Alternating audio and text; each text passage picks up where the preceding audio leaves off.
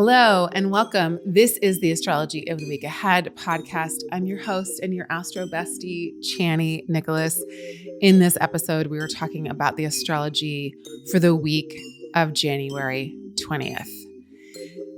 I just want to say that I don't like talking about the astrology of this week, given the fact that we are going to be going through a very collectively challenging moment. No matter what country I think you live in, the inauguration of the so-called president of the United States, Donald Trump, in this country in this week is going to be really devastating to so many of us. And I would say, just like in my own opinion, and you can fight me on this if you want to, I'm here all week, all year, forever and ever. But I think it's going to be devastating to life on this planet because of the dysregulations in all the ways that are going to happen. And it's really hard for me to talk about moments like this astrologically because there's one really intense signification that's happening basically on Inauguration Day. On the 21st of January, we have a Sun-Pluto conjunction. We call it a cazimi. It is the Sun and Pluto coming together. They're coming together for the first time in our lifetime in Aquarius, which means it's the beginning. It's like the dawning of a new era. So I want to say this. It's very like Voldemort type of vibes in a lot of ways. It's very like robot Voldemort type of energy. And it's also very the inception of collective power and of us taking seriously our collective power type of energy. So while there is this absolutely devastating event that's happening, in my humble opinion, occurring at the same time as this Pluto cazimi, which looks like the destruction of many different systems, Aquarius, that benefit the people, Aquarius. There's also a calling, a specific activation and planting of a seed for our understanding of the fact that we are the only ones that are going to save us. That our government and all the different iterations of it, no matter what party you are from or voting for or connect to, have massively let us down. And we have got to reclaim our power from the systems. We have to also save whatever structures we can. Aquarius is a sign that does deal with a lot of structures and systems. I don't care what anybody says, it does. It's like, this is the way a structure works. How do we innovate it? So Pluto is a planet of transformation. It's a planet of wealth. It is a planet of the underworld. It is a planet of all that happens in the shadows. It is a planet that deals with very shadowy material, subterranean themes. So while there's a lot of stuff that's going on right now that feels very challenging to our human story and to our relationships and to our ways forward, there is also something that I need us to tap into. And I'm recording this at the end of November, so I don't know what's happening in January. And I'm assuming this is going to be talking about what is happening in January. But there's something that we need to tap into about what is also occurring at the same time underground and maybe above ground, but also what is occurring underground in our private conversations, in the kind of like groundswell of activity that is about collective power and about collective liberation. And I don't take that lightly. I don't think that that is an easy thing to do, especially in this type of political climate. In the face of fascism, collective liberation becomes all the more challenging. But I do think that this is a seed moment for both possibly some of the most disastrous things to happen because Pluto takes us into the underworld and because of who is being inaugurated right now, but also the most hopeful things to happen, which is to say, we forget about trying to find a savior. We forget about trying to find a cult leader. We forget about trying to find a hero. And we instead refocus on our collective course of action. We refocus on our ability to take care of one another. We refocus our emphasis on the one to the many. And that is what I'm clinging to right now. And I am, from the past, sending strength and determination and energy to all of us living this week out. Because obviously this week marks a major change. And this year, the year of 2025, is so filled with change. Why? Well, Pluto has just moved into Aquarius for good. End of March, Neptune changes sign, moves into Aries. Huge deal. End of May, Saturn changes signs, also moves into Aries. Massive deal having Saturn and Neptune at the first couple of degrees of Aries for a lot of 2025 is really prominent. And then Uranus also changes signs. I mean, Jupiter does too. Jupiter does every year though, but Uranus changes signs in July. And having all three of the outer planets move into new signs in and around 2025 signifies a changing of the guard. So on the top level of things, this change of guard feels pretty obvious.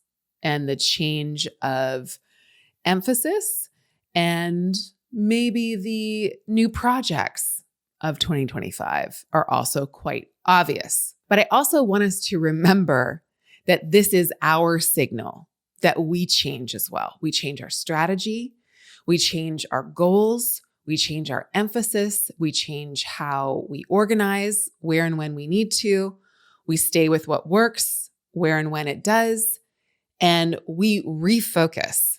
We are all in this year. There is nothing else to work with but what we've got, what is going to bring us through the most challenging era, possibly, of our lives and of our lifetimes. And I'm not trying to be hyperbolic, and I'm not trying to induce fear at all. I just take this moment in our human history exceptionally seriously. And that's what this astrology does as well. It is the beginning of something new that has to do with all of us. It has to do with us reckoning with what it is we're capable of creating, what it is we're capable of destroying, what it is we're capable of recreating, and what it is we're capable of seeding deeply. This is not a superficial type of moment. This is a moment for us to anchor so deeply into everything that works, and also anchor so deeply into the spirit of innovation and moving towards something new, something that we've never had before, something that we've never experienced before, something that we are, though, ready to be part of birthing. So I want us to just take a moment to reclaim our attention away from everything that feels exceptionally gloomy, devastating, demoralizing, and depraved, because all of that's there. And we know it's going to be there when we're done with this little podcast. But just for a moment, I want you to reclaim your energy from all of that, from the news of the day, from what is circulating in the ethers. And if you would, if you can, or when you can, I'd like you to just take a nice deep breath in and feel like you're calling your energy back into your body. Feel as though you are reclaiming your energy from the world. And in that, I want you to also imagine you're reclaiming your imagination and your powers of imagination back from this collective, what can feel like a nightmare. Reclaim your power of creation and recreation with your mind, with your psyche, with your body, with your energy. Reclaim it, call it back into your being.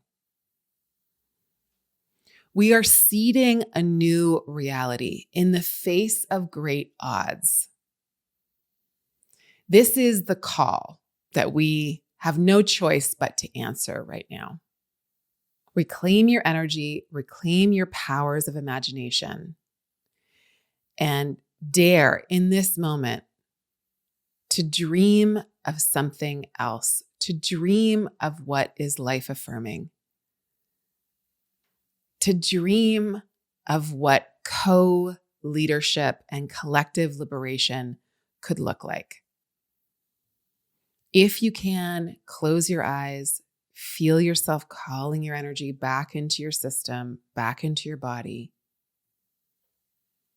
And for a moment, imagine what it would be like to live in the world that you most want to live in. And imagine that this moment is the beginning of that reality. That everything that you do individually connects into everything that we need to do collectively. That is the only option. See yourself moving into the next right action. See yourself moving towards the people that you need to connect with next. See yourself as part of a major movement. A movement of people that spans the entire globe. A movement that is reinforced by everyone in the past that has done this work for generations. A movement of people that are right beside you doing the same thing, and a movement into the future, into the people in the future versions of you and me and all of our children and all of our families living in a way that is in accordance with life and your deepest, deepest values. Imagine that this is the moment where we seed all of that. And then take a deep breath. If your eyes are closed, open them. I implore us all, really I'm talking to myself, to keep doing that this week, every week. We have to reclaim our imagination from the machines of destruction that are running wild at the moment, because that is part of the way in which we will find a path forward to create something that is joyous and wonderfully rebellious and worth living for, worth fighting for, worth going forth for. Okay, should we talk about the rest of the astrology? On Thursday, after the Pluto cazimi, Mars in Cancer makes a sextile with Uranus.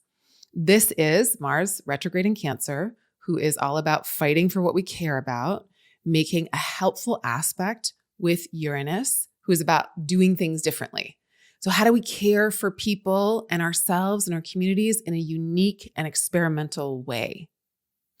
Also on Thursday, we've got Mercury making an opposition to Mars. And these are fighting words. This is a really heated conversation. This is not an easy thing to talk about. So we've also got Mercury making a trine to Uranus. So Mercury is picking up on the innovative action that we need to take, but it's also embroiling us in debates and fights. So on a personal level, we need to be really wary of how our emotional energy gets embroiled and enmeshed in arguments that maybe we don't need to have. Like maybe don't have debates with bots online. For instance, like this is not the time to do that. It never is, but especially not now. Temperatures are really running high. There's a lot of inflammation in the system, in our collective systems, in our personal systems, perhaps. And Mercury articulates this on Thursday. So it feels like these are fighting words, and this is a different way that we could utilize this moment. We can have an argument, maybe in a more productive way. Can we? Can we have an argument in a more productive way? I don't know, but this is what the astrology is like pointing to. On Saturday, Venus makes a trine to Mars, and this is helpful for our projects that are like needing a little infusion of energy, but are about social cohesion or about beauty or about creating really gorgeous works of art, get infused with the kind of like get up and go that we need. Venus is exalted right now and doing really well for a lot of reasons. And Mars is not. Mars is struggling. So in a way, it's like Venus helps Mars out. So what does that look like? It looks like our unions and our bonds and our friendships and our way of celebrating what is beautiful and what is connective helps us to find ways to move through what is inflamed and what is agitated. Connect to people that you love to help yourself move through the agitation and the aggravation. And then on Sunday, Mercury makes a sextile to Neptune, which is really lovely. It helps us to, again, have conversations that help us to connect to other people. It's a nice thing to happen after Thursday's astrology. Thursday just feels like those are fighting words, warring words. And then by Sunday, something comes in to be a little bit of a salve or help us through those harsher kind of moments. And also on Sunday, Venus makes a sextile to Uranus, which is like, you know what? We still have to have joy. We still have to protect our peace. We still have to protect the things that bring us pleasure and sweetness. And we need to experiment with the ways in which we connect with one another and that we let each other know that we are here for one another. That is essential for this moment and for many. But before we go, I am answering your questions that you're sending in, that you're leaving. If you're watching this on YouTube, leave a question below and I will answer it. But I want to take a moment to answer a question from the audience. So someone asked, what is a house in astrology and what do each of the houses mean? Great question. I think this is so fundamental, especially when we're thinking about something like the Mars retrograde that's happening right now, because Mars will govern two of the houses in your chart. Mars is in charge of the house that contains Aries and Scorpio in your chart. So right now, as Mars is retrograding through the sky, I want you to think about where it's retrograding through in your chart. This week, it's retrograding through Cancer. Next week, and for a very long time, until the end of February, it'll be retrograding through Cancer. So it's in the part of your chart that contains Cancer. But Mars rules the parts of your chart that contain both Aries and Scorpio. And this is really interesting to learn about, to understand while Mars is retrograde, because you might notice themes that are connected to these different parts of your chart. So, what do houses mean in astrology, and what are each of them a representative of? So, in astrology, houses are the different domains of the sky. So, when we're born, there is a snapshot of the entire sky that is taken. That's how we get your rising sign. And your rising sign sets up the entire chart because it tells us where the first house is going to be, what sign is going to be in the first house, because the first house is a place of self. And then the other 330 degrees of the sky are in your birth chart. So this is my biggest gripe with people. I love you all, but I want you to understand one thing. Your birth chart is not a list of placements. Your birth chart is the entire sky. Your birth chart is a giant circle, and it has every single sign in it. Not a planet in every sign. I'm saying that the whole sky is your chart, and you will have empty houses. You'll have empty signs, if you will, in your chart. That's just normal, but you still have that sign in your chart because the chart is a wheel. It is the wheel of the sky. It is the wheel of the zodiac. So the entire zodiacal belt is in your chart, is your chart, is everybody's chart, is the chart of the moment that I'm speaking right now. And what happens is when you're born, we see what sign is on the part of the astrological belt, the zodiac, that's coming up over the eastern horizon the moment you take your first breath. That's your rising sign. It is the marker of your birth. It is so important. It's so foundational. It tells us everything we need to know about you and your life because it sets up where everything else is. Now, there are 12 houses in your chart, and there is a sign in my astrology, in traditional astrology. I use something called whole sign houses, which means each sign is a house. But no matter what kind of astrology you use, there are 12 houses in everybody's chart. The first house is self. The second house is money and assets and resources. The third house is communication, siblings, daily life, local life, your neighborhood, your calendars, the 24 hours that you have in each and every day. The fourth house is home, family, foundations, roots, ancestry, origins, grandparents, parents. The fifth house is children and creative projects, sex, love affairs, hobbies, anything you do as a form of creative self-expression. The sixth house is illness, health, wellness, work. It is the labor of our life. Even if we do not work for a living, we all have chores to do. It's also the place of pets, taking care of them. They're lovely, but also we have to water and walk them. It's like all of the work of life, and then anything that has to do with illness. The seventh house is about committed relationships. It is about the people we commit to. It might be for a week, might be for our lifetime, doesn't matter. It can be intimate partners, romantic partners, platonic partners, can be business partners, and can be clients. The eighth house is the place of mental anguish, despair, grief, loss, death, but also it is the place of other people's money because it is in traditional astrology associated with inheritances. So it's what other people gift us. We have no control over it, but it is a place where you might get access to like, oh, I didn't know that this person was going to gift me this thing, but here it is. And you might have like a transit through the eighth house that's beneficial. We are all physical beings. We are all spiritual beings having a physical experience. We will all perish. We will all die. That's just a fact of life. The eighth house represents that amongst other things. It's also about collaborations and again, about like the material resources you might receive from other people.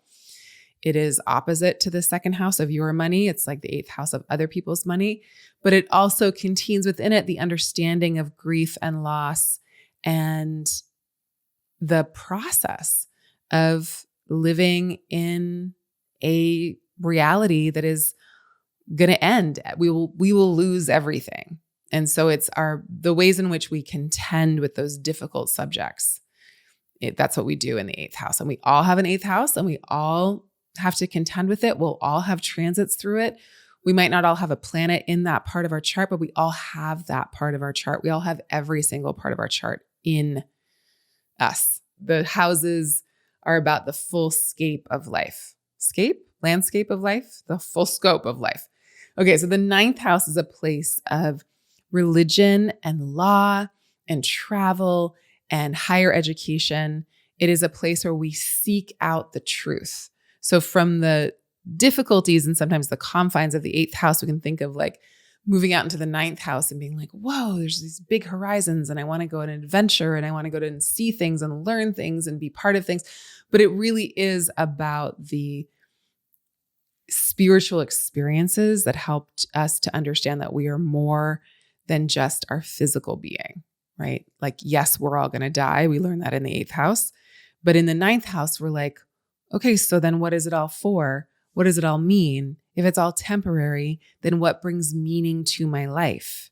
It's also about publishing and going global or having a global reach or doing something that's like multinational. 10th house is the highest part of our chart. It is about how we connect to the public. It's how we connect to the world.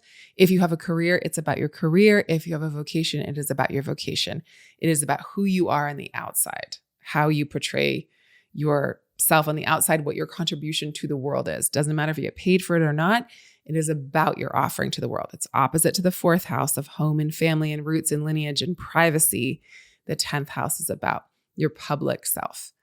11th house is the place of groups and friends and collectives. It is the hopes and dreams that you share with other people. This is the family you choose. These are the groups of people that you choose. This is who you're like, oh, you guys are doing that. That's amazing. I was doing this. Let's get together and da da da da. It is your audience if you have one. It is being part of the collective that might be the audience. Like it's both like singing to the audience, but also being part of the audience and being sung to. It is good luck and good fortune in a lot of ways because of who we know and who helps us do the things we know we need to do in the world. The last house is the 12th house. It is another one of those parts of our chart that we all have. We all experience it, but it is a place of self-undoing. It is a place of understanding how we get in our own way. It can be a place of despair and anguish and loss, and also transcendence. But you can't do the transcendence without fully understanding the landscape of every human emotion and how deeply powerless we are. When people have placements in the 12th house, they quite often want to give their life over to something bigger than themselves. There is a desire to not be so of the world, but to definitely be in the world. I mean, I hope. I'm not going to say that that's a blanket statement for everybody, but there's a need if we have placements in the 12th house. I'd say also in the 6th house and in the 9th house, a little bit maybe in the 3rd house, but definitely the 12th and the 6th, there can be a need to address pain and suffering, to say this hurts and this is why. There's also a connection with the 12th house with like incarceration and the institutions where we stick people and we shove people away. And so I've seen a lot of people that do amazing restorative justice work in the world have really important 12th house placements, maybe even 8th house placements as well. I know a lot of people with 8th house placements that are like death doulas or crisis workers or people that do work that is very deeply rooted in trauma-informed practices. So there's a lot of ways in which we can work with placements that we have in difficult houses in our chart. In traditional astrology, there's a lot of good and bad, but in a lot of ways, it doesn't serve us to look at things in astrology in good or bad ways.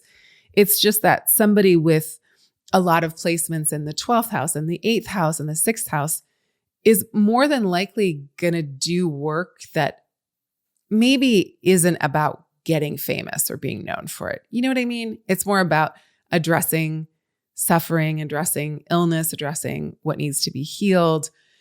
The other thing about the 12th house, sorry, I'm skipping around a little bit, is that it's about behind the scenes work.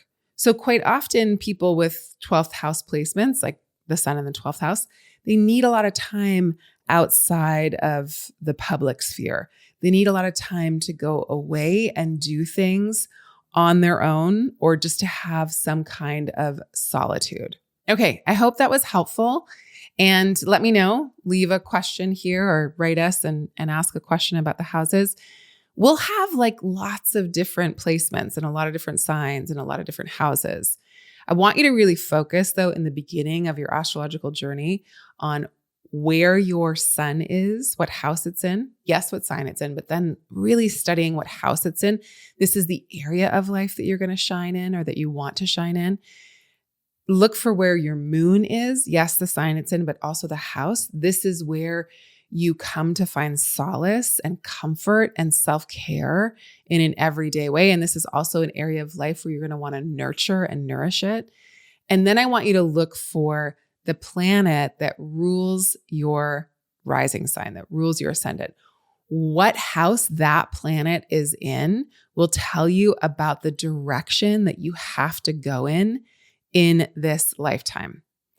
I wrote a book all about this. It's called You Were Born for This. You can get it anywhere. You can get it on our website, but it is a detailed understanding of this setup. And just knowing those 3 placements where your sun, moon, and the ruler of your ascendant is in terms of what house they're in can unlock so much of your potential and also relieve you of so much angst. Because when we're really living out our chart, a lot of the angst and a lot of the anxiety and a lot of the stuff, the machinations of the mind, they get quelled because we're too busy doing the work that we need to do. Okay, y'all, that is the episode. I hope it's helpful. Next week, we have a really beautiful new moon on deck that is also about our ability to communicate with one another, to get the message out there.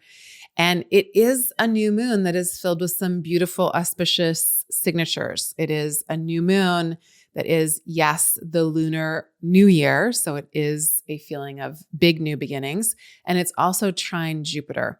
So I'm hoping that that signifies something that is really auspicious and helpful for our collective organizing, our collective gathering, and our collective power. Again, to imagine and keep ourselves anchored in the possibilities of what it is we can transform now and every day forward. I am sending you all the love, all the blessings. We are in this together. We are in this side by side. We need each other. Let us call on one another. Let us anchor into our relationships, our communities, and into our collective potency and power. Bye for now.